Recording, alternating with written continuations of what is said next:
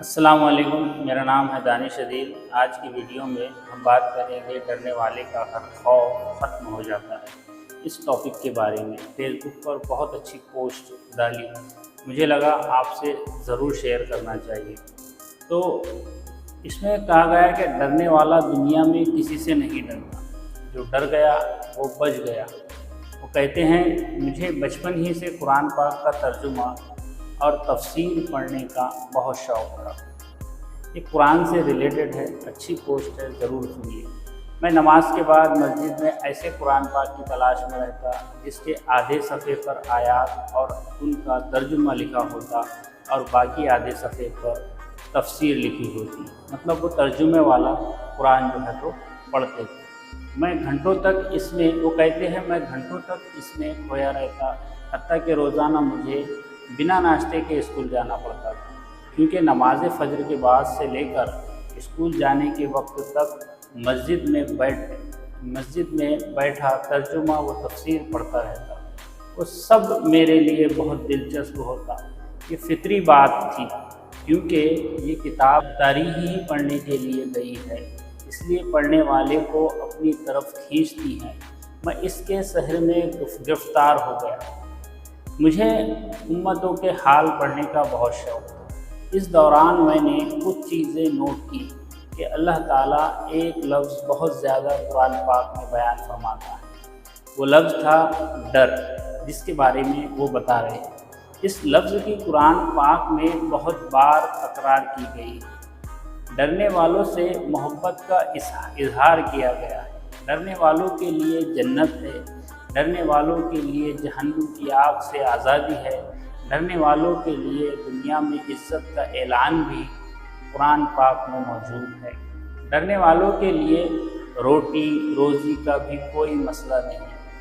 डरने वालों के लिए अज़ाब से भी निजात थी, डरने वालों के लिए अज़ाब से भी निजात है। डरने वालों के लिए हर डर ख़त्म कर दिया गया था, यानी डरने वाला दुनिया में किसी से नहीं डरता, डरने वाला कब्र में भी नहीं डरता, डरने वाले को ना ही हश्र का डर और डरने वाले को हिसाब किताब का भी कोई डर नहीं होगा। मुझे ये बात बहुत दिलचस्प लगी और बहुत ही कीमती घर की बात लगी। मुझे एक बहुत बड़ा शॉर्टकट मिल गया था। आम तौर पर मिसाल दी जाती है कि जो डर गया वो मर गया है, लेकिन यहाँ मामला था जो डर गया वो बच गया। ये बहुत गहरी राज की बात थी, जिसने बचपन से ही मेरे जहन को जकड़ लिया। मुझे ये समझ आ गई कि डर में सब कुछ है। डर में इज़्ज़त है, डर में दौलत है, डर में रिज़्क़ है, डर में आफ़ियत है, डर में मोहब्बत है और डर में खुशी है, डर में जीत है, डर में सुकून है, डर में शिफा है, डर में रद्द बला है, डर कब्र का सुकून है, डर मौत की आसानी है, डर जन्नत की ज़मानत है, डर जहन्नुम से आज़ादी है। ये तो समझ आ गई कि अल्लाह को डरने वाले बहुत पसंद हैं। लेकिन अब एक और उलझन आ पड़ी थी। मुझे ये नहीं पता चल रहा था कि अल्लाह से डरना कैसे चाहिए। इसकी दोज़ख से डरना चाहिए या कब्र के सांपों और बिच्छुओं से, कड़कती बिजलियों में उसका डर तलाश करना चाहिए, या पहाड़ों को फाड़ देने वाले ज़लज़लों को डर की वजह बनाना चाहिए।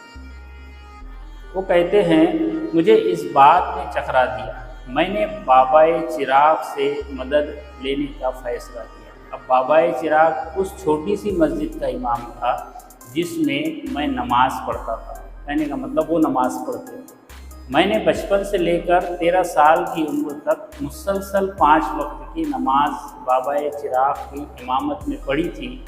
बाबाए चिराग का ताल्लुक़ हल्की कौम से, यानी कि निचली कौम से था, यानी जिनको गांव में कम समझा जाता है। मैं ज़मींदारों का लड़का था। मेरे कुछ हम उम्र दोस्त मुझे इस बात पर मजाक का निशाना बनाते कि मैं बाबाए चिराग की इमामत में नमाज क्यों पढ़ता हूँ, जबकि चौधरियों की मस्जिद दूसरी थी। वो बहुत बड़ी मस्जिद थी, मगर मुझे ये छोटी ही मस्जिद अच्छी लगती थी। کیونکہ اس چھوٹی سی مسجد میں مجھے اللہ سے محبت ہوئی تھی۔ بندہ اپنی پہلی محبت اور وہ جگہ جہاں محبوب سے محبت ہوتی ہے کبھی نہیں بھولا کرتا۔ بات مختصر کروں گا، میں نے بابا چراغ سے، وہ کہتے ہیں کہ بات مختصر کروں گا، بابا چراغ سے ایک دن ڈرتے ڈرتے سوال کیا، بابا جی یہ اللہ سے کیسے ڈرتے ہیں؟ اس وقت مسجد میں ہم دونوں موجود تھے۔ بابا چراغ آنکھیں بند کیے تسبیح کے دانوں پر کچھ پڑھ رہا تھا۔ میری آواز سن کر بولا کہ تو گیا نہیں؟ میں نے کہا بس یہ بات پوچھنی تھی اس لیے رک گیا۔ وہ مسکرانے لگا۔ مجھے بابا کی یہ مسکراہٹ بہت پسند تھی۔ پورے پنڈ میں اتنا پیارا کوئی نہیں مسکراتا۔ کہنے لگا تو مجھ سے ڈرتا ہے؟ میں نے کہا ہاں۔ کہتا ہے کس بات کی وجہ سے مجھ سے ڈرتا ہے؟ کیا تو میری مار سے ڈرتا ہے؟ میں سوچ میں پڑ گیا۔ میں نے کہا بابا تم نے کبھی بھی مجھے مارا اور جھڑکایا نہیں، لیکن میں ڈرتا ہوں کہ آپ تو اتنی شفقت اور محبت سے پیش آتے ہیں، مسکرا کر بات کرتے ہیں، میری کسی غلطی پر تم محبت اور شفقت نہ ختم کر دیں۔ میں نے کہا بابا تم نے کبھی بھی مجھے مارا اور جھڑکا نہیں، لیکن میں ڈرتا ہوں کہ آپ تو اتنی شفقت اور محبت سے پیش آتے ہیں، مسکرا کر بات کرتے ہیں، میری کسی غلطی پر تم محبت اور شفقت نہ ختم کر دیں، بس یہی ڈر آتا ہے۔ اس نے میرے سر پر پیار سے ہاتھ پھیرا، مسکراتے ہوئے کہنے لگا اللہ کا ڈر بھی ایسا ہی ہونا چاہیے، یہ ڈر ہونا چاہیے کہ کہیں وہ ناراض نہ ہو جائے اور ناراض ہو کے شفقت اور محبت واپس نہ لے لے۔ ہر وہ کام کر جس سے اللہ کی محبت بڑھ جائے، اور ہر وہ کام چھوڑ دے جس سے ڈر ہو کہ اس کی محبت کم ہو جائے گی، شفقت ناراضگی میں بدل جائے گی۔ وہ سارے کام کو چھوڑ دے، بس اللہ کا یہی ڈر ہے جس کے بدلے سب کچھ مل جاتا ہے۔ اگر غلطی سے کبھی ایسا کچھ ہو جائے جس سے محبت کم ہو جانے کا خطرہ ہو تو فوراً معافی مانگو۔ میں ڈر کا مطلب سمجھ گیا تھا۔ میں جب 13 سال کا ہوا تو بابا چراغ اچانک فوت ہو گئے۔ میں چھوٹا تھا لیکن بڑے یہ بتاتے تھے کہ مرنے کے بعد بھی بابا چراغ کے چہرے پر وہی مسکراہٹ تھی۔ وہ مسکراہٹ میرے لیے پیغام تھی کہ ڈرنے والے ہمیشہ مسکراتے رہتے ہیں، کیونکہ ڈرنے والے کا ہر خوف ختم ہو جاتا ہے۔ تو یہ ایک سوشل میڈیا فیس بک پر ایک پوسٹنگ تھی جو میں نے آپ کے لیے شیئر کی۔ تو آج کی ویڈیو میں ہم نے ڈرنے والوں کا ہر خوف ختم ہو جاتا ہے کے بارے میں بات کی۔